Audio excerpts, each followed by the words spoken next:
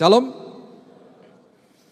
Oke, sepanjang hari ini kita belajar tentang sebuah pesan Tuhan kepada gereja Tuhan. Ada teguran, ada pesan, ada pujian juga yang Tuhan berikan kepada 7 gereja di kitab Wahyu. Dan ini perlu disikapi dengan baik dan benar. Dan saya akan kutip dari, atau kita akan dalami pada sore hari ini tentang gereja yang namanya gereja Efesus. Ini gereja yang pertama yang disebutkan, dan ada 6 lagi. Dan gereja ini adalah gereja yang menjadi gereja ideal pada saat itu. Kenapa ideal? Karena banyak sekali yang dilakukan di gereja ini menjadi panutan pada saat itu. Efesus pada saat itu ada letaknya di Asia Kecil, dan Efesus ini adalah wilayah daripada Yunani, dan kemudian diambil alih oleh kepemerintahan Roma pada saat itu. Dan surat atau teguran Tuhan kepada jemaat di Efesus itu diberikan khusus kepada Yohanes, murid Yesus, yang satu-satunya yang tidak mati martir, sempat luka bakar, melarikan diri, mengasingkan diri ke Pulau Patmos.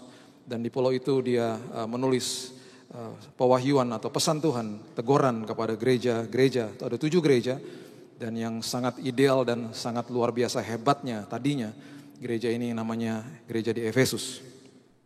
Nanti bulan Desember ini kami akan membawa rombongan untuk pergi ke Pulau Patmos untuk belajar banyak sekali pewahyuan yang Tuhan berikan kepada Yohanes di tempat itu. Buka bersama-sama saya di Wahyu pasal yang kedua. Wahyu pasal yang kedua, ayatnya pertama sampai yang kelima. Kita akan bedah apa yang terjadi pada saat itu, supaya kita mengerti, supaya ini tidak terulang lagi dalam kehidupan. Karena ada pesan yang sangat penting yang Tuhan berikan kepada jemaat di Efesus. Wahyu pasal yang kedua, ayat yang pertama. Tuliskanlah kepada malaikat jemaat di Efesus. Inilah firman dari Dia yang memegang ke7 bintang itu di tangan kanannya dan berjalan di antara ke7 kaki dian emas itu. Perhatikan ayat 2. Aku tahu segala pekerjaanmu. Ini adalah sesuatu yang pernah dilakukan oleh gereja itu. Baik jeripayahmu maupun ketekunanmu. Aku tahu bahwa engkau tidak dapat sabar terhadap orang-orang jahat. Mereka adalah gereja yang sama sekali tidak kompromi. Bahwa engkau telah mencobai mereka yang menyebut dirinya rasul. Mencoba itu maksudnya menguji gitu ya. Tetapi yang sebenarnya tidak demikian, bahwa engkau telah mendapati mereka pendusta. Mereka punya discernment spirit yang bisa membedakan mana yang salah, mana yang benar. Ayat 3, dan engkau tetap sabar dan menderita oleh karena namaku. Mereka tekun di dalam penderitaan mereka, di dalam aniaya dan lain sebagainya. Dan engkau tidak mengenal lelah. What an ideal church. Gereja yang sangat ideal pada saat itu. Perhatikan ayat 4. Namun demikian, aku Tuhan mencela engkau. Mencela itu artinya despise. I despise you. Ada 2 kata yang sangat berat dalam firman Tuhan yang diucapkan oleh Tuhan. Yang pertama diucapkan oleh Yesus di perjanjian baru, yang merupakan kata celakalah. Celakalah di downgrade dari kata sebenarnya artinya mati saja kamu. Wow, bahasa Inggrisnya wow. Itu diucapkan kepada orang Farisi yang sering menghakimi. Dan bobot kata yang juga berat yang Tuhan katakan ada di ayat ini. Aku mencela engkau. I despise you. Karena engkau, perhatikan kalimat ini, telah meninggalkan kasihmu yang semula. Wow.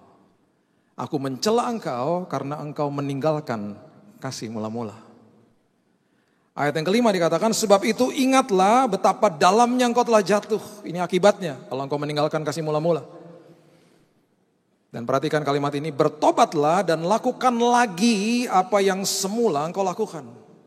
Lakukan lagi apa yang semula engkau lakukan. Go back to the first love. Kembali ke dalam kasih mula-mula. Itu maksudnya. Jika tidak demikian, aku akan datang kepadamu dan aku akan mengambil kaki dianmu dari tempatnya jikalau engkau tidak bertobat. Dengan kata lain, kaki dian diangkat itu berarti kemuliaan Tuhan hilang dari gereja itu. Berarti rancangan-rencana Tuhan hilang dari kehidupan itu. Matius 25 mengatakan ketika talenta satu tidak dikelola dengan baik, talenta itu diambil, dipindahkan kepada orang yang bisa mengelola. Karena kerajaan surga selalu mencari partner untuk bekerja sama dan menjadi pengelola yang hebat.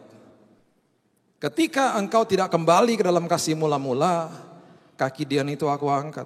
Kemuliaan itu tidak ada lagi padamu. Rencana dan rancanganku yang begitu dahsyat atas hidupmu terangkat dari hidupmu. Go back to the first love. Kenapa itu begitu penting? Kenapa itu begitu luar biasa? Tadi kita sudah baca di ayat yang kedua dan ketiga, gereja itu tadinya dahsyat. Ada kandungan-kandungan di dalam ayat ini yang sangat luar biasa ketika manusia berjalan di dalam kasih mula-mula. Saya akan berikan judul 6P atau 6 P's. Huruf P. Yang saya akan berikan judulnya dalam bahasa Inggris saja supaya saudara mengerti karena ini ada hubungannya dengan ayat ini. P yang pertama adalah passion. Orang yang ada di dalam kasih mula-mula pasti ada passion atau gairah yang luar biasa. Dan passion atau gairah itu adalah sesuatu yang mendorong manusia sehingga ketika manusia mengalami kasih mula-mula, dia melakukan hal-hal yang luar biasa. Kenapa luar biasa? Karena kasih mula-mula selalu memperhatikan dan kemudian mendahulukan kepentingan pihak kedua. Selalu begitu. Baik itu terhadap manusia atau terhadap Tuhan. Selalu yang dipentingkan pihak kedua. Itu bobot atau itu kehebatan daripada kasih mula-mula. Makanya mereka gak kompromi. Makanya mereka begitu cakap, begitu luar biasa. Semuanya untuk Tuhan. Begitu juga ketika kita jatuh cinta kepada seseorang. Semuanya untuk orang itu. Siapa yang pernah jatuh cinta di tempat ini? Angkat tangan sama-sama saya yuk. 1, 2, 3. Makasih Tuhan yang gak angkat tangan. Ampuni mereka karena mereka pendusta besar Tuhan. Gak mungkin gak jatuh cinta. Orang yang jatuh cinta, perhatikan ini baik-baik. Selalu intensitas, kualitas, dan prioritas tinggi. Orang yang jatuh cinta selalu intensitas, prioritas, dan kualitas tinggi. Coba ingat-ingat kasih mula-mula. Baik itu terhadap Tuhan atau terhadap manusia. Intensitasnya tinggi, prioritasnya tinggi, kualitasnya tinggi. Karena semuanya buat orang itu. Atau semuanya buat Tuhan. Makanya kenapa ketika saya dulu waktu mendatangi pacar saya yang sekarang jadi istri saya. Sesibuk-sibuknya dia sempat bilang gini sama saya. Kamu kan sibuk, kok bisa ke sini? Bisalah. Karena intensitas, prioritas, dan kualitas untuk dia. Semua kepentingan bukan kepentingan saya, untuk dia. Itu kasih mula-mula. Makanya dahsyat.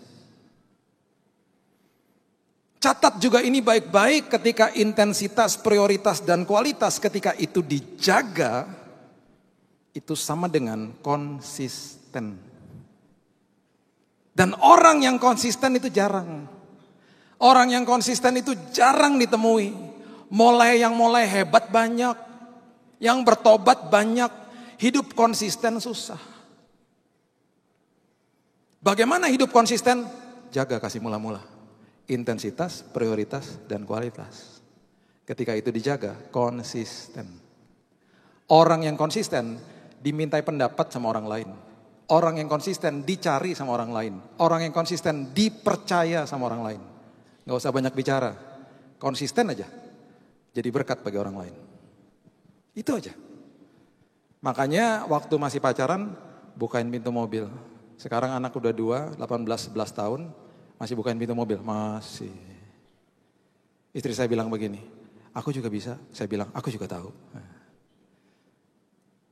Yuk kita jaga kasih mula-mula, supaya kita konsisten. Dulu waktu pacaran telepon-teleponan. Sekarang masih telepon-teleponan gak? Masih. Jam 9 pagi dia sudah sampai rumah. Dia kerja di rumah. Setelah anterin anak sekolah jam 9 saya telepon. Halo, kamu di mana? Ya di rumah lah. Kamu kan tahu, kok nanya? Iya, iseng aja. Jam 11 siang telepon lagi. Halo, terus bingung mau mesti ngomong apa karena semua udah diomongin. Jadi diem-dieman di telepon. Udah ya? Oke, udah bye. Jam 2 siang telepon lagi. Sebentar dari sini saya harus langsung ke airport balik. Dia selalu jemput saya. Temen ngobrol dari dulu. Saya menikah dengan sahabat saya. Pasti nanti di mobil ngobrol pasti. Itu momen yang saya selalu nantikan ketika saya keluar kota, pulang, dijemput sama dia. Aduh, indahnya luar biasa. Temen ngobrol.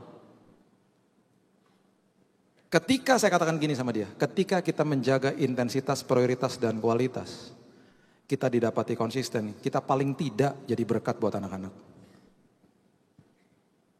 Makanya saya punya teman yang waktu masih pacaran, pacarnya di luar kota.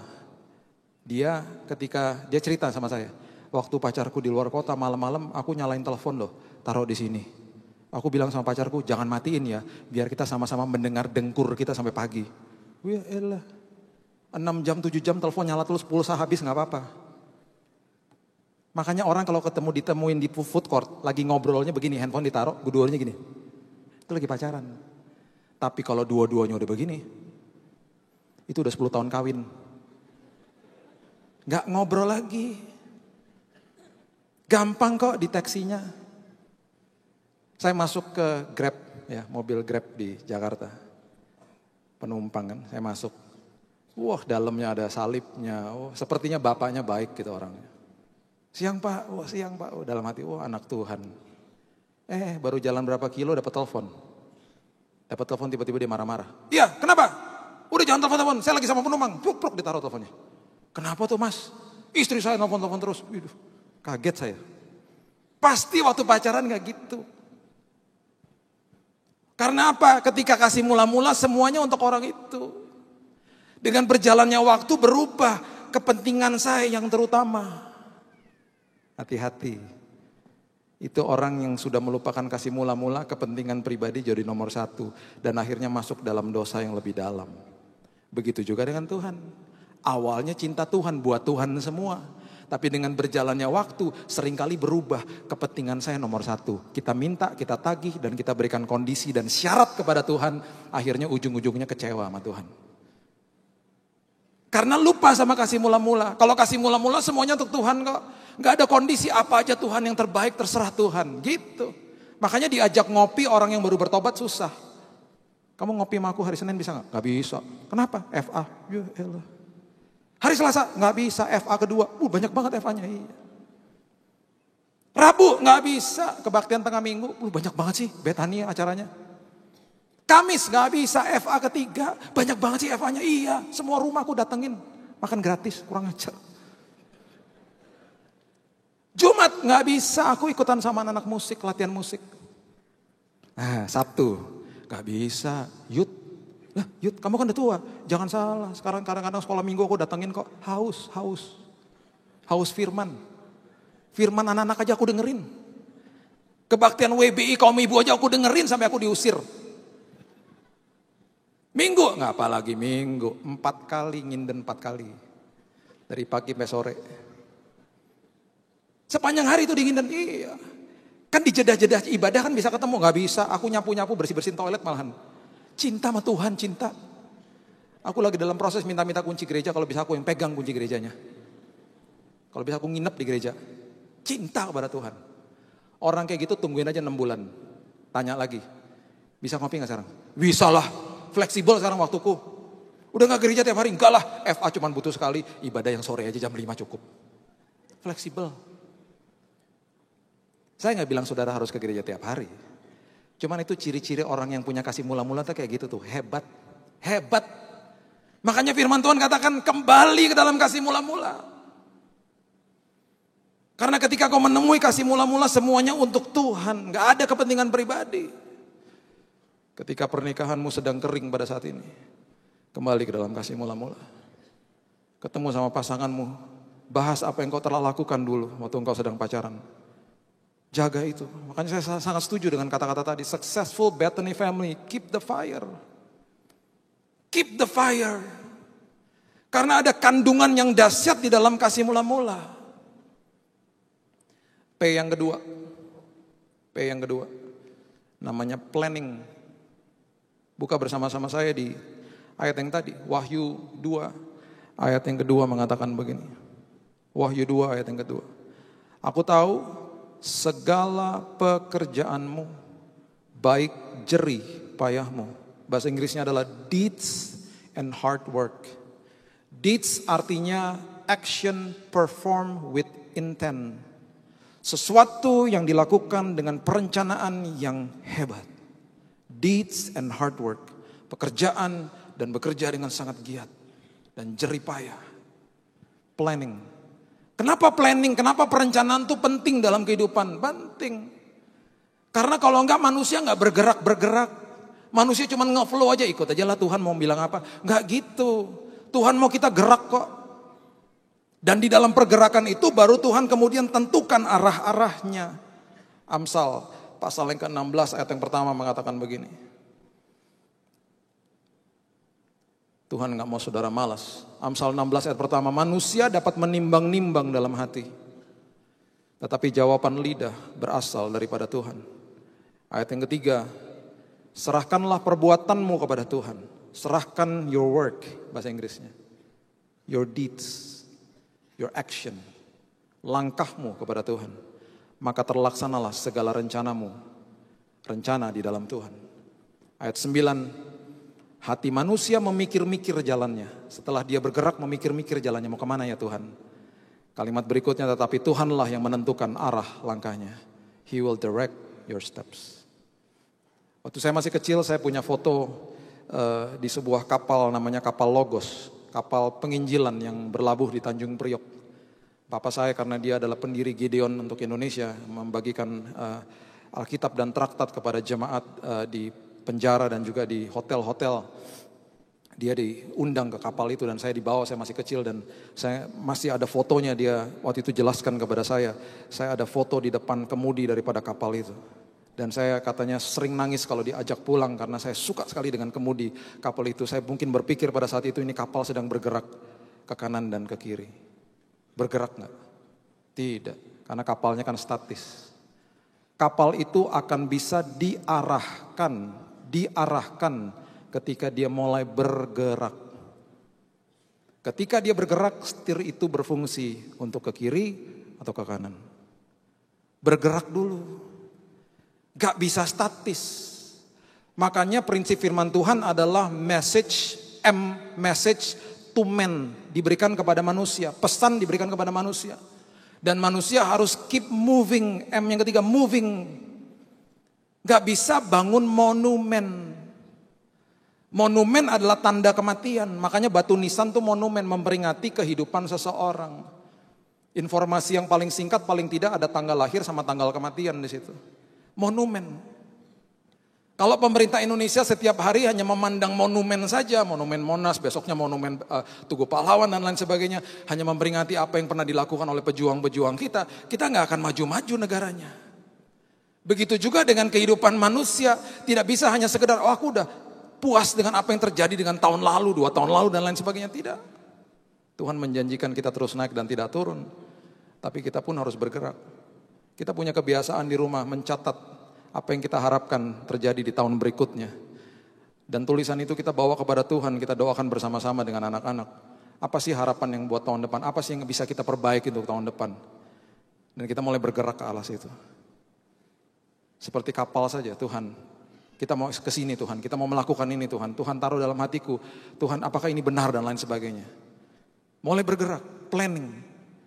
Jemaat di Efesus adalah jemaat yang seperti itu. Dan mereka menemui P yang ketiga, purpose. Mereka menemui tujuan mereka, mereka menemui purpose. Deeds and hard work. Mereka menemui purpose. Purpose adalah tujuan hidup. Dan tujuan hidup itu selalu dahsyat dan Tuhan selalu adil.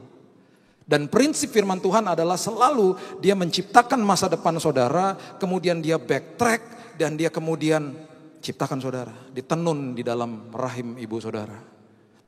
Masa depannya sudah dikasih, kemudian saudara diciptakan. Purpose-nya sudah ada, tujuan hidupnya sudah diciptakan, kemudian saudara diciptakan, didesain oleh Tuhan. Dan dia juga Allah yang adil, dia berikan saudara dan saya modal supaya kita bisa sampai ke tujuan purpose hidup itu dengan baik dan benar. Seperti mobil kalau mau pergi ke sebuah kota, perjalanan jauh, modalnya harus ada bensin, harus ada ban yang ada angin yang baik, mesinnya harus diservis dan lain sebagainya. Tuhan berikan apa kepada manusia? Tuhan berikan kreativitas, kepribadian, karunia, talenta.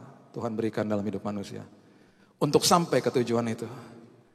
Makanya di dalam kehidupan setiap orang Tuhan sudah memberikan modal yang luar biasa ketika Tuhan menciptakan burung, ditugaskan purpose-nya untuk terbang. Kemudian di dalam burung itu di built-in flight namanya, sistem penerbangan yang hebat. Makanya ketika main-main ke pabriknya Boeing, saya ini suka dengan pesawat. Saya punya 250 pesawat. Mainannya jangan kaget. Ya, kaya banget nih orang, bukan benerannya ya, mainannya kecil-kecil. Tadi Nesa kasih saya pesawat yang sudah jarang. Saya koleksi pesawat-pesawat Indonesia yang sudah langka, yang tua-tua gitu ya. Diecast ya maksudnya, skala 1/400 segini-segini. Nah, saya main-main ke pabriknya Boeing, nanya sama orang engineer di sana. Setelah tur masuk ke pabriknya. Gimana cara buat pesawat? How do you build a plane? Oh, kita purpose-nya kita tulis dulu. Kita brainstorm, kita tulis tujuan pesawat ini untuk apa. Bisa tahan ini, bisa tahan itu. Untuk penerbangan jarak sekian, kemudian harus hemat bensin berapa persen dari pesawat yang terdahulu yang sudah pernah dibangun. Dengan purpose itu, dengan tujuan itu baru kita masuk ke drawing board. Baru kita kemudian baru desain pesawatnya. Saya teringat dengan sistem kerajaan surga. Oh, memang begitu ya Tuhan. Pencipta kita adalah pencipta yang agung sampai-sampai kehidupan roda, kehidupan manusia pun akhirnya harus begitu. Diberikan masa depan purpose-nya, baru kemudian manusia dibuild. Makanya kenapa saudara dan saya tidak salah. Kita lahir di keluarga yang tidak pernah salah. Tuhan sudah tentukan dari awal yang terbaik bagi saudara dan saya. Makanya kenapa paling tidak kita bisa mendeteksi apapun kehebatan yang Tuhan berikan dalam hidup ini, paling tidak dari beberapa hal-hal yang kita pelajarilah dalam hidup ini. Ada contohnya misalnya tes kepribadian. Itu aja saudara bisa menemui bahwa setiap orang itu beda-beda. Ada yang dominan, intim, stabil, cermat dan lain sebagainya. Istri saya pernah ambil tes itu, dia dideteksi intim.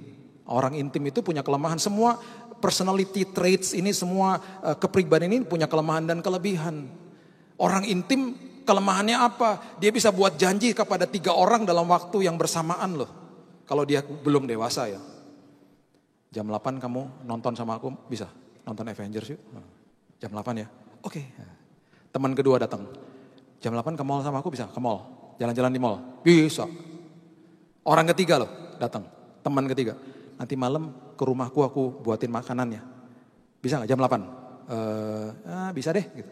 Dibisain loh 3-3-nya. Karena orang intim. Susah bilang tidak.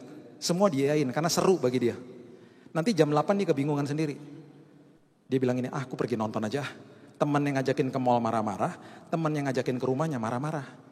Aku udah masakin kenapa gak datang sih? Gimana sih kamu kalau janji? Orang intim jawabannya sederhana dan singkat. Gitu aja marah. Temannya gak bisa marah. Itu orang intim. Orang intim kalau masuk ke dalam sebuah ruangan banyak temannya. Dan ditunggu-tunggu kedatangannya. Karena seru, rame orangnya.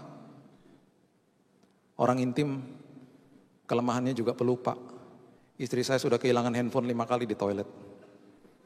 Tangisan pertama, tangisan kedua saya masih belum mengerti. Tangisan ketiga, keempat, kelima baru nangis, hilang di mana handphonenya? Kok kamu tahu sih? Ya iyalah tuh tangisan handphone hilang itu kalau gitu. Tapi belajar makin dewasa tuh.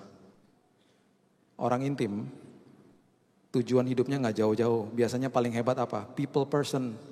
Suka berhubungan dengan orang lain. Hebatnya biasanya di mana sih? Bidangnya sales, marketing. Wah hebat. Kalau jadi agen asuransi, target ketutup terus pasti. Orang suka ngelihat orang intim. Nah orang intim disuruh jadi akuntan, mati duduk dia. Ngeliatin angka di komputer, mati duduk dia. Makanya kenapa ketika masuk ke yayasan kami ada tes itu juga. Supaya mengerti ini orang tepat gak sih di posisinya. Saya ini dideteksi stabil cermat. Kelemahannya apa? Kurang fleksibel, kaku. Kebanyakan planning. Planning terus gak jadi-jadi misalnya. Istri saya bilang gini, kamu tuh fleksibel dikit dong. Jadi dari hal ini saja akhirnya kita belajar mengerti, belajar mengampuni, belajar submission, belajar menerima satu sama yang lain. Karena setiap orang punya kehebatan masing-masing. Jangan kubur mimpi anakmu, saudara. Semua profesi yang Tuhan berikan itu dari surga adanya. Saya sangat sedih ketika anak 17 tahun datang kepada ayahnya di depan mata saya. Ditanya, ngobrol-ngobrol gitu. Kamu sekolah apa? Aku nanti mau ambil musik. Papanya bilang gini, mau dapat uang dari mana kamu ambil musik? Melecehkan Tuhan itu. Gak semua profesi itu harus jadi dokter, insinyur, ekonom, gak begitu. Ada yang orang-orang yang Tuhan ciptakan jadi artis, jadi pelukis, jadi musisi. Gak bisa. Carilah dahulu kerajaan Allah dan kebenarannya, maka segala sesuatu ditambah-tambahkan. Bukan kejar uangnya, enak aja. Melecehkan Tuhan itu. Jangan mengubur mimpi anakmu, fasilitasi mereka. Saya punya 2 anak, yang satunya otak kanannya jago. Artnya hebat. Otak kanan. Suruh belajar matematika jeblok. Harus ditemenin. Yang adiknya, wah matematikanya 100 terus. Tapi suruh ngelukis, suruh gambar dalam bidang art susah. Harus difasilitasi, dua-duanya berbeda. Tuhan punya tujuan dalam hidup mereka, itu sudah built-in sistemnya. Makanya kalau kerja, jangan kejar gaji, jangan kejar income, jangan kejar omset, kejar tujuan Tuhan. Kalau kejar gaji sama kejar omset, hari Senin stres kita. Makanya ada istilah I don't like Monday, I hate Monday. Karena kita kerja udah kayak robot, terjebak di dalam sistem, kejar gaji, kejar gaji, kejar gaji. Makanya ketika orang naik motor pagi-pagi mau berangkat kerja di Jakarta, kalau hari Senin pagi mukanya mesem semua karena hari Senin. Ngeri. Jangan berani-berani senggol, marah-marah pasti. Tapi kalau sudah hari Jumat sore semuanya di motor begini. Karena mau weekend. Mau disenggol juga gak apa-apa. Ayo mas, makasih mas. Ini udah ibadah terakhir loh. Muka-mukanya gak ada yang mesem kan. Seneng semuanya ya. Karena besok kita akan katakan I love Monday. Karena berarti hari yang baru, kesempatan yang baru untuk kerjakan tujuan yang Tuhan tetapkan dalam hidupku. Gak usah stres, jangan kejar gaji, jangan kejar omset, kejar tujuan Tuhan. Merdeka hidupnya. Passion, planning, purpose. P yang keempat. Coba buka Wahyu pasal yang kedua. Ayat yang kedua tadi. Di bagian terakhirnya dikatakan begini. Aku tahu segala pekerjaanmu, baik jeripayahmu maupun apa? Ketekunanmu. Kemudian ayat 3 dikatakan begini. Dan engkau tetap sabar dan menderita karena namaku, dan engkau tidak mengenal lelah. P yang keempat, persistent, tekun. Tekun. Saya suka main basket. Dari dulu main basket, masih ngikutin sampai sekarang. Masih nonton juga di sana. Langsung suka saya. Saya pernah ketemu sama, kalau saudara tahu ada nama pemain namanya Michael Jordan. Saya pernah ketemu dengan beliau di restorannya, pernah ngobrol sebentar. Dan saya baca bukunya. Salah satu etos kerjanya dia adalah dia harus syuting ke basket 1.500 kali per hari. Dan yang sangat hebat adalah ketika di hari di mana dia harus bertanding dan dia harus syuting basket dan belum selesai, ketika semua orang sudah pulang, penonton sudah pulang, itu bukan hari latihan loh, hari pertandingan. Dia bilang sama juru kunci, boleh matikan lampu, sisakan sedikit saja karena latihan saya belum selesai. Setelah pertandingan latihan lagi, sampai kuota 1.500 syuting ke basket itu selesai. Tekun. Akhirnya dinikmati karyanya oleh jutaan orang. Karena permainannya begitu luar biasa. Tekun. Anak kami yang kedua dideteksi waktu lahir delay of speech. Punya special needs. Jadi dia telat berbicara. Dokter mengatakan bahwa Pak, ini waktu lahir setelah berjalannya waktu gak sempat merangkak dulu ya Pak, langsung jalan ya. Iya. Jangan seneng Pak kalau kayak gitu. Karena ada kemungkinan itu ada saraf balancing di belakangnya yang gak begitu berfungsi dengan baik, kata dokter. Jadi itu yang mempengaruhi dia akhirnya telat bicara. Harus terapi Pak. Terapinya gimana? Supaya dia bisa balancing. Kemudian dokternya tanya, pasti gak berani naik ayunan? Betul. Karena kakinya gak berpijak di bawah. Dia merasa bahwa dia gak seimbang. Apalagi berenang, karena kakinya gak berpijak juga. Wah, makin takut dia. Pak, terapinya berenang ya Pak. Di umur ke-3 tahun, selama 1 tahun, saya ajarkan kepada dia. Namanya Keaton, we have to go swimming. Kita harus berenang. Jangan takut ya sayang. Dia ada di situ sama kamu. Selama 1 tahun, kita tekun lakukan itu. Persistent. Pakai ban, pakai pelampung di tangan kanan kiri, dan juga saya pelukin dia di kolam. Wah. Baru masuk kolam udah jerat-jerit, Dad. Dan selama perjalanan itu pelan-pelan bannya dicopot. Pelampungnya masih ada, masih dalam pelukan saya. juga jerat-jerit. Step berikutnya masih pakai pelampung, saya dorong lebih jauh sedikit dari saya. Oh itu berteriak. Berteriak dia. Karena dia gak ada di dalam pelukan saya. Saya pun kasihan dan tidak tega. Dan itu kami lakukan sampai 1 tahun. Anak itu sekarang sudah 11 tahun. Cerewetnya minta ampun. Ngomong gak berhenti-berhenti. Dan berkali-kali dia pernah masuk ke dalam kolam ketika dia masih umur sekitar 5-6 tahun. Dia nyebur di kolam. Ada seorang bapak yang berteriak, Pak, anaknya gak nongol-nongol Pak. Tenang Pak, nanti di ujung sana nongol Pak. Dan benar, masuk ke dalam, gak keluar. Di ujung sana keluar. Dia ngambil koin. Dia lempar koin ke kolam, dia menyelam. Bapak itu gak tahu pergumulannya, prosesnya, persistent. Jemaat di Efesus adalah jemaat yang tekun. Itu adalah kandungan daripada kasih mula-mula. Makanya orang yang kasih mula-mula pasti tekun. Pasti menjaga intensitas, prioritas, dan kualitas. Dan konsisten kalau itu dijaga. P yang kelima, people. Wahyu pasal yang kedua, ayatnya yang kedua bagian yang B mengatakan begini. Aku tahu segala pekerjaanmu, baik jeripayahmu maupun ketekunanmu. Kemudian dikatakan, aku tahu bahwa engkau tidak dapat sabar terhadap orang-orang jahat. Bahwa engkau telah mencobai mereka yang menyebut dirinya rasul. Tetapi sebenarnya tidak demikian, bahwa engkau telah mendapati mereka pendusta.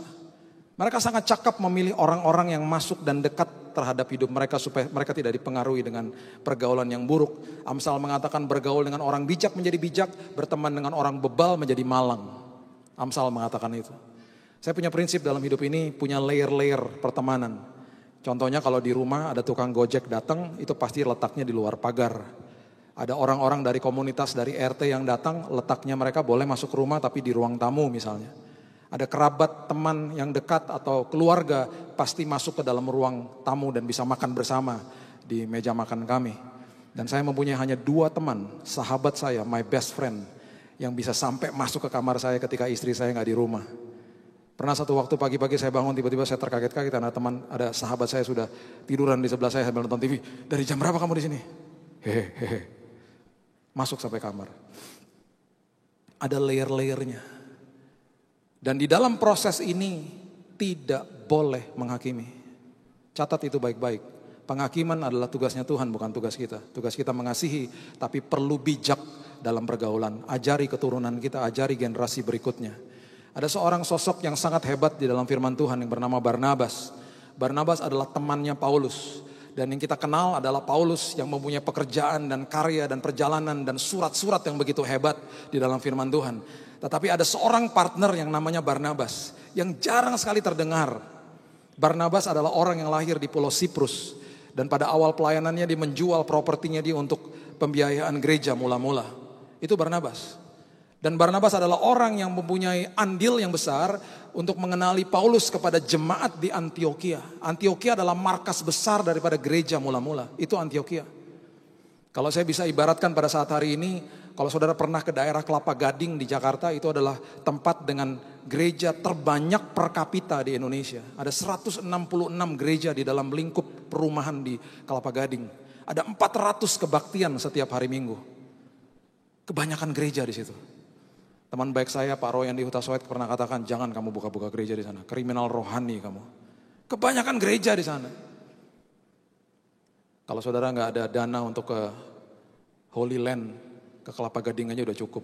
Itu udah Holy Land itu. Luar biasa. Markas-markas gereja-gereja ada di situ. Pelayanan-pelayanan di situ dan lain sebagainya. Itulah gambaran kira-kira tentang Antioquia. Dan saya percaya pasti Barnabas mengalami banyak hal-hal yang sangat diragukan oleh pemimpin-pemimpin jemaat pada saat itu. Karena dia harus mempertaruhkan nama baiknya. Karena Paulus bekas pembunuh loh. Dan pasti mereka katakan, ini orang bekas pembunuh, ngapain kamu bawa ke sini? Dia mempertaruhkan nama baiknya. Dia yang harus pasang badan, enggak, orang ini udah tobat, tenang aja dan lain sebagainya. Singkat cerita, akhirnya Paulus mengadakan perjalanan dari Antioquia untuk pergi ke berbagai tempat. Perjalanan itu selalu dimulai dari situ. Dia akhirnya mempunyai base di situ. Paulus juga adalah orang yang dominan. Berkali-kali punya selisih paham dengan anak buahnya dan partnernya dan lain sebagainya. Satu waktu ada anak buahnya, muridnya yang tidak disiplin namanya Yohanes yang disebut Markus, ditegur dengan keras sampai dia tersinggung, dia keluar dari timnya yang konsol dia, yang akhirnya counseling dia siapa? Barnabas. Namanya nggak terdengar. Sampai akhirnya Barnabas berselisih paham juga dengan Paulus. Dia bawa si Yohanes yang disebut Markus ke pulaunya dia, ke pulau Siprus. Dan mungkin di situ dikonseling sama dia, udahlah tenang aja. Memang si bos tuh begitu, orangnya keras. Terima aja lah apa adanya. Selama itu terjadi, Paulus punya partner baru namanya Silas. Dan Alkitab mencatat, pada akhirnya Paulus, Silas, Barnabas, dan juga Yohanes yang disebut Markus, pelayanan bareng-bareng lagi. Dia pembawa damai di dalam pelayanan Paulus. Hebat loh pelayanannya Paulus. Tapi ada teman yang juga sangat hebat di belakangnya dia yang tidak pernah terdengar. Namanya Barnabas. Jarang disebut. Dia siap menjadi orang nomor 2. Menjadi teman yang luar biasa. People. Dan pada akhirnya jemaat di Efesus adalah jemaat yang sudah ditegur oleh Paulus sendiri. Di tahun 70 sampai 80 kira-kira itu adalah tahun di mana Paulus menulis buku kepada atau surat kepada Efesus. Di Efesus pasal yang ketiga ayat yang ke-20. P yang terakhir adalah prayer. Dikatakan begini. Bagi dialah yang dapat melakukan jauh lebih banyak daripada yang kita doakan atau pikirkan. Seperti yang ternyata dari kuasa yang bekerja di dalam kita. Paulus sudah mengatakan ini. Keep on praying. Terus berdoa. Karena di dalam doa, di dalam dasar itu, aku akan melihat perkara-perkara yang besar akan terjadi atas hidupmu. Sangat ironis, Efesus tidak pernah mendengar teguran ini. Gereja di Efesus tidak pernah respon atas teguran ini. Mereka tidak pernah kembali ke dalam kasih mula-mula. Pada awalnya Paulus spend 3 tahun di sana dengan muridnya yang sangat hebat namanya Timotius. Mereka pulang dari situ, Paulus sempat dipenjara 2 tahun di Roma. Dan dia kembali ke dalam kota Efesus bersama dengan Timotius. Betapa kagetnya dia melihat jemaat di sana sudah banyak sekali yang menyembah berhala. Akhirnya karena waktu, karena dia ada pelayanan di Makedonia, dia katakan kepada Timotius, udah kamu di sini aja. Kamu harus menggembalakan mereka, harus hands on sama mereka. Dan Timotius menjadi bishop pertama atau gembala sidang pertama di tempat itu. Dan kemudian Paulus pergi ke Makedonia. Di sekitar tahun 64 atau 65 saya lupa. Dari Makedonia Paulus menulis surat kepada Timotius yang pertama. Dan tahun 69 Paulus menulis surat kepada Timotius yang kedua dari Roma. Dan yang sangat tragis, di tahun 97 di umur yang ke-80 Timotius dirajam dan dipukuli sampai mati di kota Efesus. Karena ketika ada parade di kota itu yang menyembah berhala, ditegur oleh dia. Mereka gak suka dan mereka membunuh gembala sidangnya yang bernama Timotius. Efesus tidak pernah recover. Efesus adalah gereja yang akhirnya hancur-hancuran. Sekarang kalau saudara pergi ke kota itu hanya tinggal puing-puing belaka.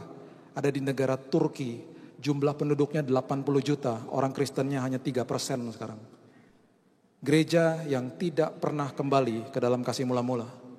Dan kaki diannya diangkat oleh Tuhan. Kemuliaan Tuhan sirna atas tempat itu. Biarkan ini menjadi pembelajaran bagi kita semua di tempat ini. Dan saya percaya Betaningin adalah jemaat yang selalu kembali ke dalam kasih mula-mula. Dan selalu mempertahankan kasih mula-mula. Dan saya percaya di dalam kasih mula-mula ada kandungan-kandungan yang hebat, yang luar biasa. Ada passion, ada planning, ada purpose, ada persistency. Kemudian ada people oriented dan prayer di dalam hidup saudara. Dan saya percaya kemuliaan Tuhan terus ada bersama-sama dengan saudara. Dan rancangan-rencana Tuhan terjadi terus atas hidup saudara. Karena kembali ke dalam kasih mula-mula. Keluarga demi keluarga, diskusi lagi nanti kalau pulang. Kalau kasih mula-mula sudah hilang, kembali ke dalam kasih mula-mula. Pertahankan itu supaya kita didapati konsisten di dalam Tuhan. Mari kita berdoa saudara. Terima kasih Tuhan buat sore hari ini. Terima kasih Tuhan buat firman-Mu yang menegur kami. Terima kasih buat firman-Mu Tuhan yang memperingati kami. Dan kami percaya Tuhan ada pemulihan terjadi atas hidup kami. Karena kami percaya kami adalah jemaat yang senantiasa akan memegang penuh kasih mula-mula kami. Kalau kami sudah meninggalkan kasih mula-mula pada sore hari ini kami akan kembali ke dalam kasih mula-mula. Kami akan respon akan firman ini. Supaya kemuliaan Tuhan, rancangan rencana Tuhan terus termanifestasi dalam hidup kami. Hamba-Mu berdoa Tuhan, firman ini menjadi rema kehidupan dalam setiap hidup kami. Dan akan banyak kesaksian keluar dari hidup kami. Karena kami mengandalkan Tuhan dan mengalami Tuhan dan hidup di dalam kasih mula-mula kami Tuhan. Menjaga passion, menjaga gairah kami Tuhan. Menjaga intensitas, kualitas dan prioritas. Dan kepentingannya adalah kepentingan Tuhan, bukan kepentingan kami Tuhan. Kami gak mau memberikan kondisi atau syarat kepada Tuhan. Kami lakukan semuanya dengan segenap hidup kami untuk Tuhan. Terima kasih Bapa, kalau ada keluarga-keluarga yang belum dipulihkan pada sore hari ini. Roh Kudus yang memulihkan, mengingatkan mereka, dan menjadikan mereka anak-anak Tuhan yang selalu taat dan kembali dan menjaga kasih mula-mula. Kami sudah menerima firman Tuhan, teduhkan hati kami Tuhan. Sebentar kami akan mengambil perjamuan. Kami percaya pemulihan terjadi terus atas hidup kami. Meteraikan firman ini sedalam-dalamnya. Hanya di dalam satu nama Yesus Kristus Tuhan kami. Kami sudah berdoa dan mengucap syukur. Kita sama-sama katakan